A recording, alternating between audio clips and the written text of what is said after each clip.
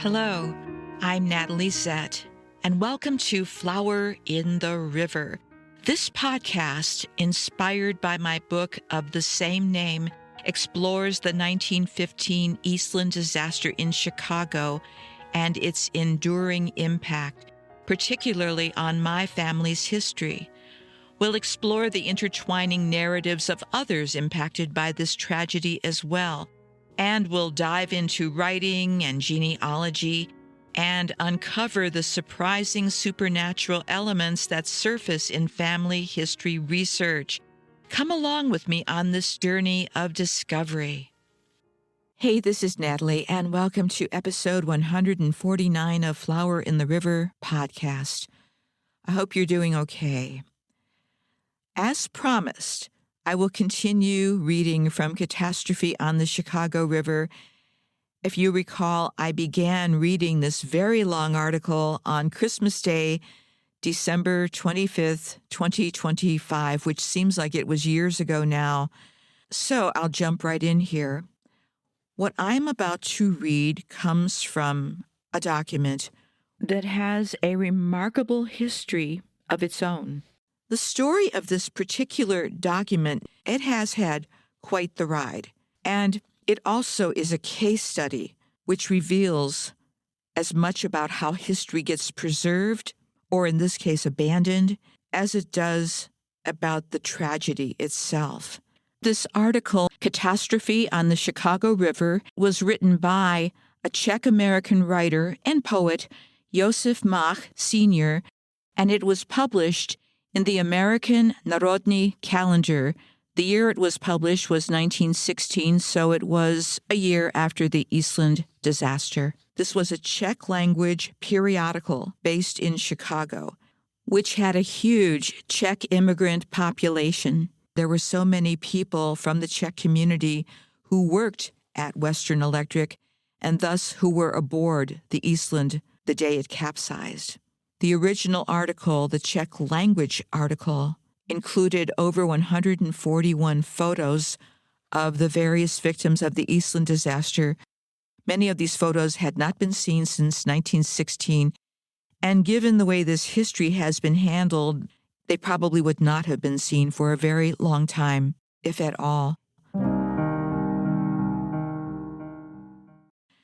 It's difficult to know what happened to this publication and to this article after 1916, but it does emerge again in 1995.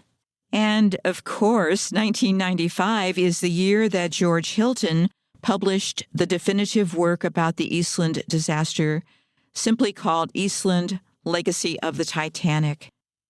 Catastrophe on the Chicago River was translated and published in English in 1995. It appeared in a magazine called Naše Rodině, which is a publication of the Czechoslovak Genealogical Society International. I'm not sure what it was about 1995 that brought all of this to life. The internet was still pretty new at that point, but it was there. These things that happened at the same time do fascinate me, and it would only be about 3 years after that I discovered my own family's connection to the Eastland disaster. So the late 1990s were kind of hopping with this sort of thing.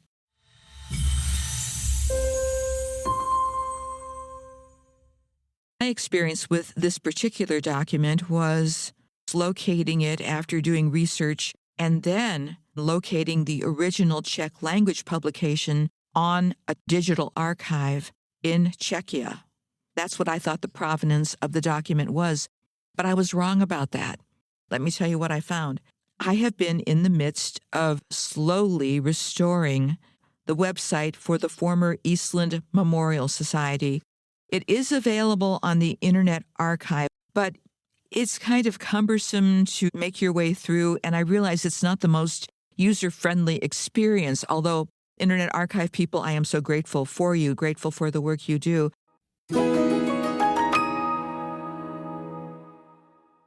I saw the value, even back then, of the Eastland Memorial Society's website. For one thing, Not only did they have wide coverage of the Eastland disaster from so many different angles, from the stories of survivors, from the stories of those whose families experienced loss, details about the ship, etc. I mean, thorough. But here's the other thing. Since they footnoted everything, since you knew what the provenance was of everything, you could use this as a research tool, and so I have. Here's why I'm so adamant about restoring what I can of this website. Since the Eastland Memorial Society disbanded, there have been other websites devoted to the Eastland disaster, but none as comprehensive as this first one. That is one of the big reasons why I want to restore what I can of their website and also get mine up to speed too. Okay, so how does this tie into this particular episode? Let me tell you. As I was looking at the old Eastland Memorial Society website, I noticed that they had a number of newspapers and magazines. I'd already seen many of them, so I didn't look at them too closely until a couple of weeks ago. They already had the English translation of Catastrophe on the Chicago River. Yes, it was right there. Why was this valuable resource marooned in the past? Why was it not brought forward? This is yet another example of how the history of the Eastland disaster is rather uneven, and it really is incumbent on somebody doing this research to examine everything and not take anything at face value, but to just keep researching. In some ways, you really do have to start over again. But as you can see, it's worth the effort.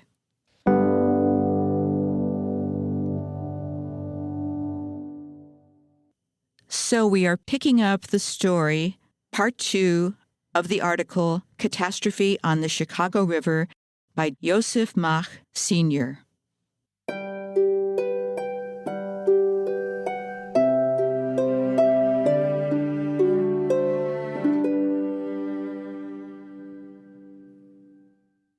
Instead of happiness and joy, the participants encountered a nightmare of horror, tears, and death. Instead of funny plays, entertainment, song, dancing, contests, races, and sport matches, they were stricken by a catastrophe, the like of which had never happened before in Chicago history. The ships were to depart from their mooring on the Chicago River near the Clark Street Bridge, in spite of the rain that started before 7 a.m. The people arrived from all sides, especially from the western suburbs of Chicago, Cicero, Morton Park, Czech, California, Hawthorne, and elsewhere. They were hastening aboard the ship that was to transport them to Michigan City, where they would spend a happy day. The Eastland was the first ship in the convoy scheduled to depart and was soon filled up with passengers, male and female. All wore their Sunday best and all were in their rosiest mood. The ship was ceremoniously bedecked and the band was playing. The departure was scheduled for 8 a.m. The ship was filled up to its maximum capacity, and, as was subsequently discovered, even more passengers were admitted than she could hold and was officially allowed. It was then noted that the ship was tipping and rolling appreciably, but no one seemed to be particularly concerned. Everyone believed that there was no danger, that this was the normal roll and rocking of a ship loaded to capacity. Then the Eastland began to tilt to one side, that is, away from the riverbank toward the water. The thousands of spectators on shore were overtaken by fear that something terrible is about to happen. And among those aboard who derived enjoyment at first from the ship's motion and joked about it, a terrible panic started. Everyone now realized that the ship's roll is excessive and that they all feared for their lives. It was only a few seconds, but in that interval, all aboard experienced fright and indescribable fear. The people on board were swept down the ever more tilting deck to one side, and in that instant, the Eastland rolled over on its side.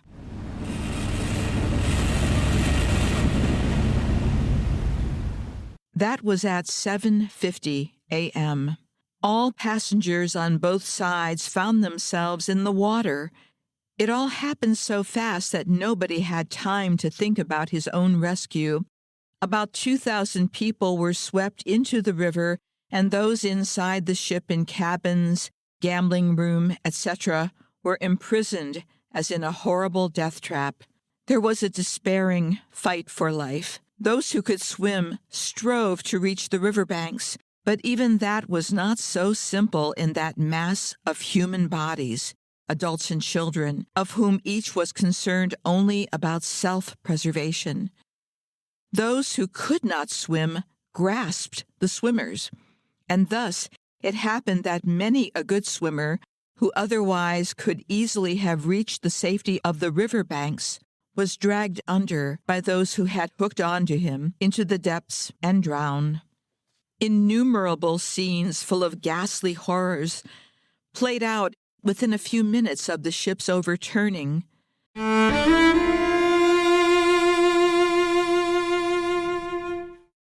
Let's hear the testimony of an eyewitness and participant in the catastrophe, fellow countryman Vincent Dubik from 5420 West 26th Street in Chicago's suburb, Cicero. As an employee of Western Electric Company, he was aboard the Eastland with his wife, Catherine, daughter, Catherine, and two sons, one 15 and the other 9 years old. Mr. Dubek with his 9-year-old son saved themselves, but his wife, daughter, and older son drowned. Mr. Dubek states, "It was about 7 a.m. when we went aboard, anxiously anticipating the trip across the lake. About 7:45, the boat had already filled up to where there was hardly standing room. After a while, the boat tipped to one side slightly toward the shore and then leveled itself. We were seated by the very railing on the northwest side. It was 7:30 when the ship began to tilt toward the water. We suspected no trouble. However, when it seemed to be tipping too far and the people began to slip and fall out of their seats, I looked around and saw how high up the other side was. I shouted, 'Jump into the water!' And already I was in the water. I spotted my younger son and swam to him. A wave of water passed over me for the second time, but by that time I was already holding the boy, and we reached the overturned hull floating on the river on which we were saved. I looked around to find others of my loved ones, but found not one more. The river was carrying our hull toward the other ships, where they hoisted us up on ladders. I didn't see my wife, daughter, or son alive again." End quote.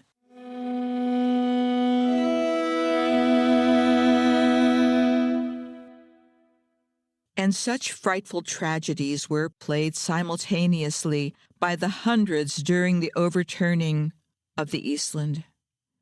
Although a line of larger boats, steamers, and small dinghies were nearby, it was impossible for them to rescue those fighting for their lives in the water, where there were so many unable to keep their heads above the surface that everybody could not be helped.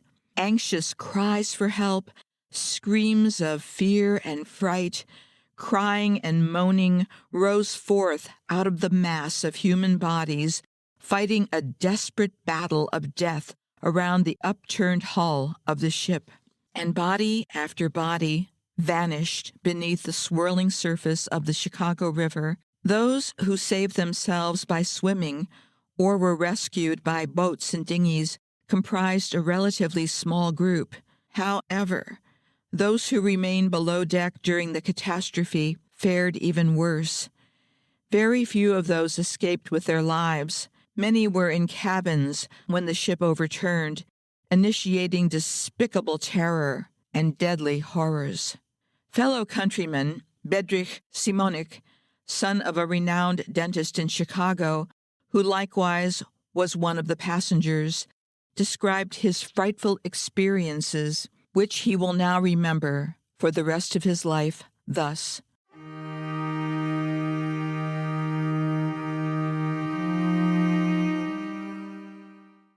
Quote, "We sat below inside the ship where everyone was in a cheerful mood, looking forward to a good time. There were over 200 of us. The ship started to dip and tilt to one side after about 20 minutes. We made fun of it at first, as we believed that this was the normal roll of the ship and was posing no danger.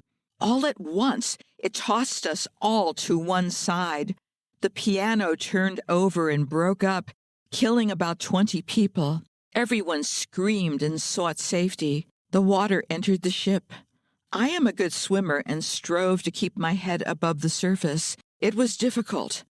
About 6 people were holding on to me, but also dragged me down. In fear, they dropped me and sought rescue elsewhere. As a result, I was able to reach the surface again. I would gladly help others, but I couldn't, and I'm lucky to have saved my own life. I escaped through a window and swam to dockside, where I was hoisted by rope to street level, about 15 feet. Most of the victims of the catastrophe were women and children. There were several cases where the entire Czech family fell victim. A good third of the victims were of Czech descent.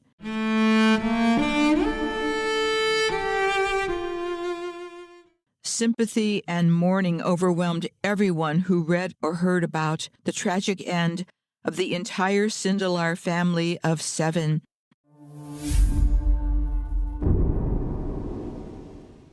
How the entire family of fellow countryman Novotny found its tomb in the waves of the Chicago River, leaving their frail grandmother safe at home only to survive them with a broken heart.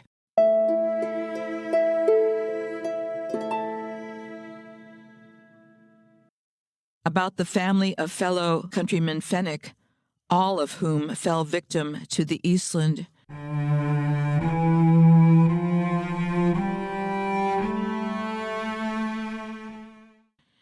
Perhaps the fate of the Sindelar family is the saddest of all. Mr. George J. Sindelar of 4537 West Jackson Boulevard, a foreman at Western Electric, was aboard the ship with his wife, Josephine, and children, Adele, 15, Sylvia, 13, George Jr., 9, Albert, 7, and William, 3. Not one of them returned from the excursion, and all were retrieved from the river as cold corpses. It took several days to retrieve the bodies from the river, and on the 3rd day following the catastrophe, the bodies of Mrs. Sindelar and little William were found.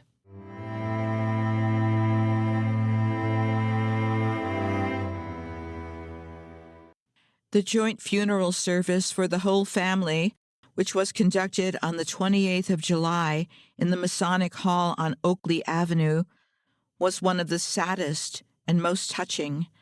Thousands of people came to honor the 3 large caskets for Mr. Sindelar's sister-in-law, Miss Regina Dolezal, who died with that family, and the 5 small caskets mounted on mourning catacombs, bedecked with waves of flowers, wreaths, ribbons, and palms.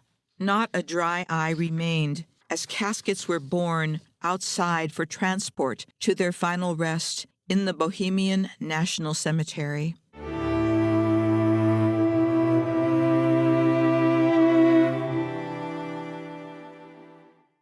Another Czech family, all members of which died in the overturning of the ship, was the family of fellow countryman James Fenwick of 5526 West 23rd Place in Cicero. Mr. Fenwick, his wife Marie, and children William and Helen lost their lives.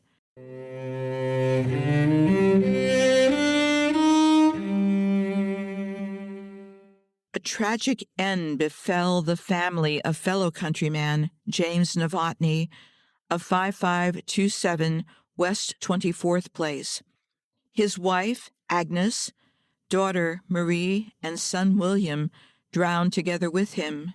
The whole city mourned in sympathy over the sad end of this unfortunate family and displayed interest everywhere, especially in little William, to the extent that it was the grandest and most beautiful funeral service of them all. By singling out this family, the city of Chicago, in its official representatives and ordinary citizens, symbolically paid their respects to the memory of all the Eastland victims. Little William's funeral and that of his relatives was so imposing because his body was recovered from the river very late, and it remained unclaimed in the armory of the 2nd Regiment for many days, identified only as 396.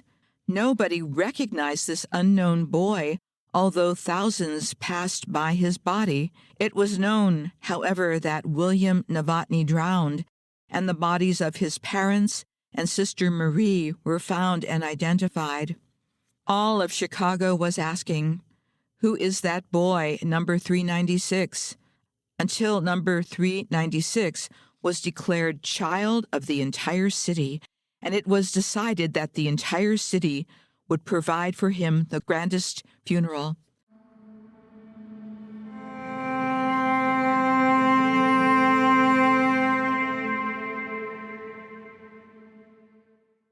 The Boy Scouts of America declared that they would enroll the unknown boy as their comrade, and they will attend his funeral en masse, just as he had been a member of theirs. But meanwhile, on the 29th of July, that is a week after the catastrophe, the body, number 396, was identified by his schoolmates, Czech boys Walter Czech and Frank Rezabach. Also, Miss Alice Czech identified William and likewise the boy's grandmother, Mrs. Martinek, who lived with the Novotny family.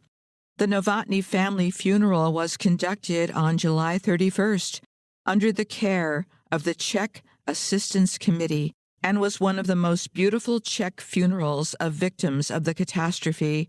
The funeral was conducted in the Czech freethought school Voja Naperstik on Holman Avenue. It was attended not only by huge masses of Chicago citizens, but by representatives of the city of Chicago, headed by Mayor Thompson, and a long line of Czech and other nationality organizations.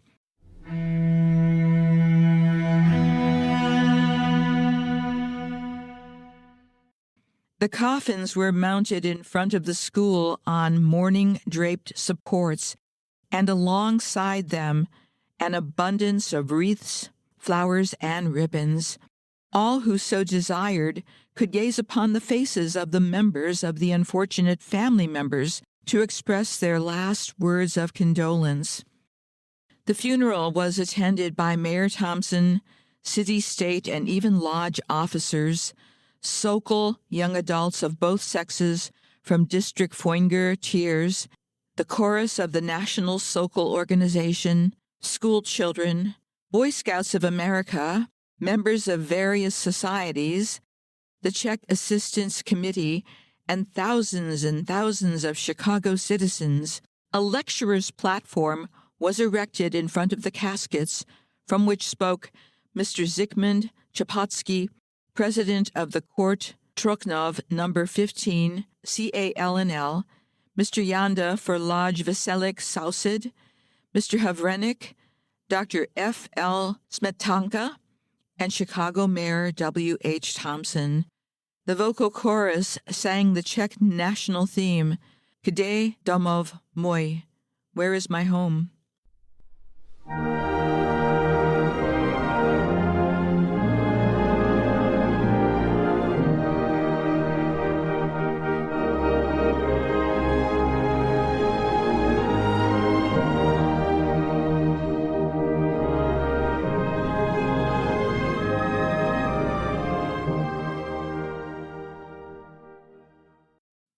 There was not one tearless eye, and everybody felt deep sympathy for the surviving elderly grandmother, Mrs. Martinek, as she wept bitterly over the caskets of her dearest ones.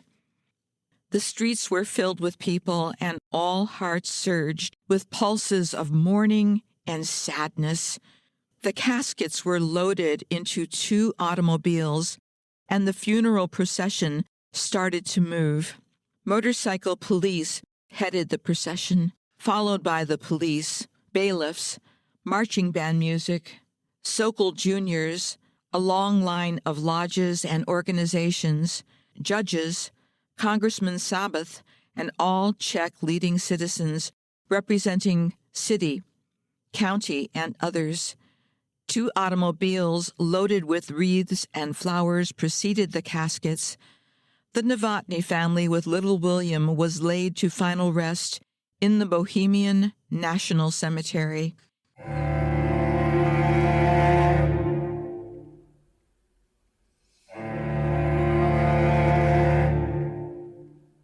Fellow countryman Frank Dolezal of 2802 South St. Louis Avenue was also brutally stricken by the catastrophe.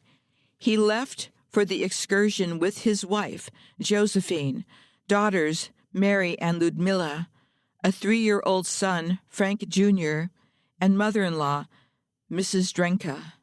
They all sat inside the ship. When the first wave of water rolled inside, it hurled him against some kind of railing to which he clung. Mrs. Drenka likewise grasped the same railing, and so in doing saw her daughter, Mrs. Dolezal, disappear into the murky water with little Ludmilla and Mary. At the same time, Mr. Dolezal heard the cries of his son, Frank Jr., and he successfully reached down and pulled him out of the water.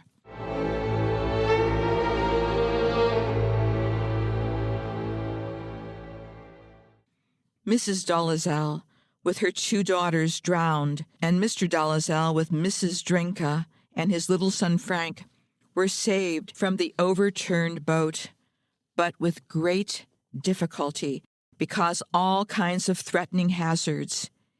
He found his wife and daughters later in the morgue, dead. Hundreds of such terrible, heart-rending scenes played out on the river and within the ship.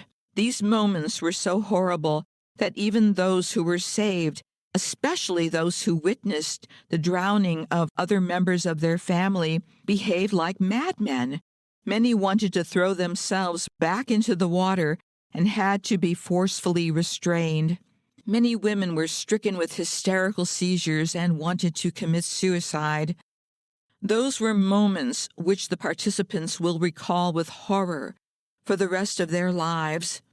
As soon as the first reports of the incidents flashed, the police and fire departments undertook rescue work in feverish haste. Many passengers were pulled out of the river with the assistance of dinghies, ropes, lifesavers, or other means. From within the ship sounded agonizing screams, crying, and calls for help. The firemen immediately started to cut open the ship's hull with acetylene torches to reach those trapped inside. Pull motors were brought up, and first aid was administered to all rescued in the unconscious state. Most of them were transported to nearby hospitals. More than 200 bodies were recovered from the river by noon, and the number kept rising steadily, ultimately reaching almost 1,000.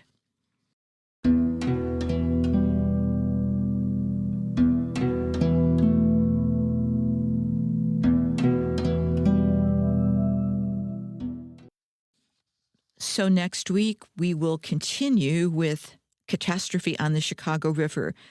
It's a long article, as you can tell, but I hope you're getting something out of it. I hope that it's giving you a viewpoint from this particular community's experience of the Eastland disaster.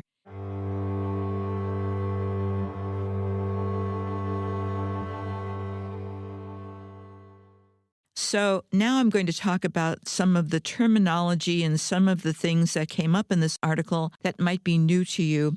Of course, those of us who have Czech and Slovak and even Russian background, we already know what the Sokol is, but I'll tell you a little bit about that in case this is new to you.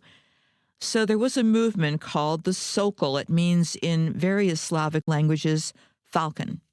And it was founded in Prague in 1862 by Miroslav Tiers and Jindřich Fugner as a gymnastics-based organization that combined physical training with civic education, nationalism, and moral development. And by the late 1800s, the Sokol had spread to the United States, and Chicago became one of its strongest centers. By 1893, there were already 11 Sokol clubs in Chicago. That's a lot. And the various Sokol networks connected neighborhoods as well, such as the Pilsen, Hawthorne, Cicero, and Czech, California. They had people organizing choirs, marching in processions, turning out kids in uniform, and giving the community a shared language of sacrifice, discipline, and solidarity. And something like the Eastland disaster happened, it solidified them even further and gave them a sense of support and community. So the Sokol does go on. I am still a member. My father before me was also a member. And we have one just down the street from where we live in St. Paul. So that's pretty cool. They also referenced a neighborhood called Czech, California. That's in Chicago, not the state of California. Česká California was the Czech name for the large bohemian neighborhood centering on 26th Street and California Avenue in South Lawndale. So that's that area. Never heard of it, but it was not too far, ironically, from where my Eastland family lived. Now, this is the German-Polish side of my family. They were also in South Lawndale on 23rd Street. By 1910, Czechs owned roughly 80% of the dwellings in this district, making it a primary center of Czech life, business, culture, and associational activity in Chicago. For modern audiences translating this shorthand, I'd say these were people from a dense, majority Czech neighborhood with its own institutions, schools, and funeral cultures. Now, that's a key to understanding why the Eastland catastrophe hit, quote-unquote, our countrymen so disproportionately and so personally. You're hearing the emotion, even in the translation, even 110 years after. That vibration is coming forth in Josef Mach's writing. The one thing I notice is that this account is so intimate. It's like we're being drawn into this inner circle. This piece is strikingly communal rather than sensational. As you can see in a lot of the dailies, the sensationalism was emphasized. So the author writes explicitly as a Czech American to other Czechs, our countrymen, he calls them, and he treats the disaster as a national and familial calamity. The writer goes to all the trouble of not just naming the people, but providing their addresses, providing their connections to one another, naming their survivors, things like this that create a much fuller picture of who these people were and how their deaths affected everybody in that community. Something that the mainstream press, because of the constraints they were under, they didn't have time or the awareness or knowledge to do this, by the way.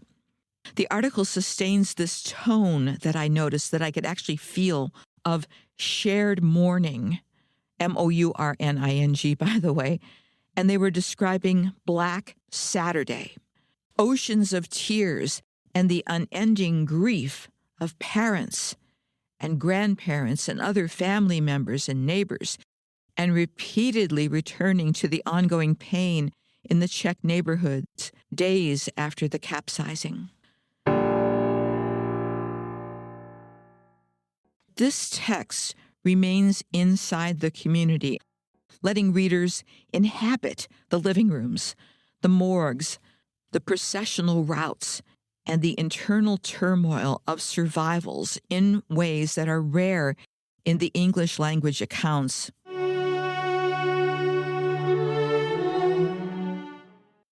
So, Catastrophe on the Chicago River, we will continue talking about it again next week, but I wanted to again reinforce the importance of this find. Thank you again and again for being part of this. Please remember to take care of yourselves and to look out for each other, okay? Talk to you soon.